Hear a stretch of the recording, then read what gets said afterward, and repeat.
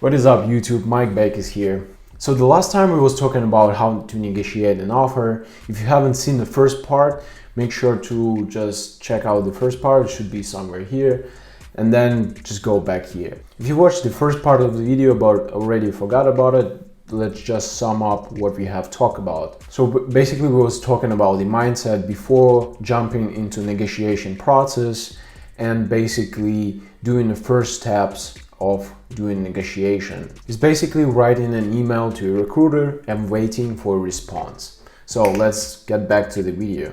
You might get this straightforward response that it's not possible to anyhow negotiate an offer because X and Y, and you don't want to be a super annoying person and you want to push it forward and forward, but maybe you want to ask at least for something. Extra vacation day, extra benefit, a bit more equity if it's applied to you, or just simply a small signing bonus that makes you sign the offer. If none of this is working, I would just leave it as it is. Again, as I said, I'm still learning and I'm not a professional. So if you do know how to proceed further in the conversation, just put in the comments. You will help tremendously me and the others. If you do have a positive number, then congrats. We want to play your game, but I guess it's too early to celebrate. So they might ask you to have a call with you or just proceed everything via email. And the next is everything depends on you. If you don't feel comfortable just having a call with a recruiter and it's your first time negotiating, you can do everything via email. You could try it out a couple of times and then switch to actually having a face-to-face online conversation. I guess the best offer you could get when you have an eye contact with a person. So the next thing I want to talk about is the great economic term scarcity. So just create scarcity. Other companies want to know that the other companies also want you, meaning you are the great value and you bring this value to the company. And this is why companies want to pay you more. I hope that you build your interview process around multiple companies, therefore you end up with multiple offers at the same time. It's also bring you a confidence that you always have something on the side. So simply share that you also have a couple more offers on the side, and up to you if you want to name the companies or not, but just important is create scarcity. And the tip number 2 is be prepared. Just do not throw the unreasonable numbers. You might want to do some research what actually the company numbers is. So you might want to check out the resources like a Glassdoor or LinkedIn.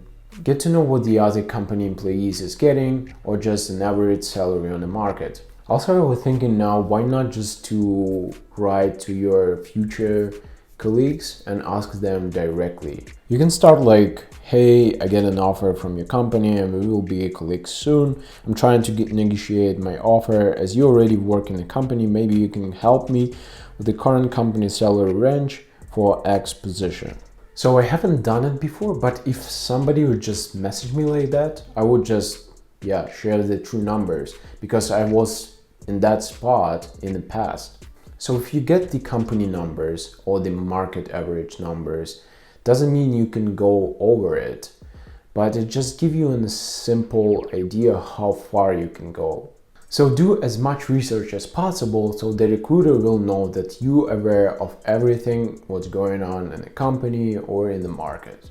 And the next thing we're going to talk about is point out your achievements. You probably should have an updated list of your achievements from the last year. If you do not have it yet, spend a time on creating one. Just a retrospective on what you have achieved in your company and how potential employer can leverage it. So the company will know why you want more and why they need to give you a better offer. So if eventually you have chosen face-to-face online conversation or a phone call and you still feeling nervous, just try to mock negotiation call. Like everyone could help you with that. You can ask your family, you can ask your boyfriend, girlfriend, your friends, or your dog. Or just simply go to Turkey, they love to negotiate and you're not gonna feel more uncomfortable doing so. And no matter what's going on in negotiation process, just be positive. Just bring this happiness to a person you're negotiating with. Just be empathetic. If the thing doesn't go the way you want them to go, still be positive. Just to you to know, the recruiter does not give you money from their pocket, it's company money. So after back and forth, calls and emails, hopefully you're gonna get the better offer than you originally have. Do not feel bad if it doesn't. As I said already, negotiation is a skill it's taking time to master. And just to wrap up everything we talked about today, first one, always negotiate an offer. The second one, you are selling your services. The third one, do not get too excited about the offer. Fourth, do a small first step. The fifth one, scarcity. Be prepared, know your achievements, and be positive. And so this was it with my tips about negotiation. More detailed version of conversation I'm gonna put down in the description as the articles. As I said already, those articles helped me a lot during the interview and negotiation process. If you got to the end of this video, I'm just going to thank you for watching it. And as usual, hit the like and subscribe button. See you next week.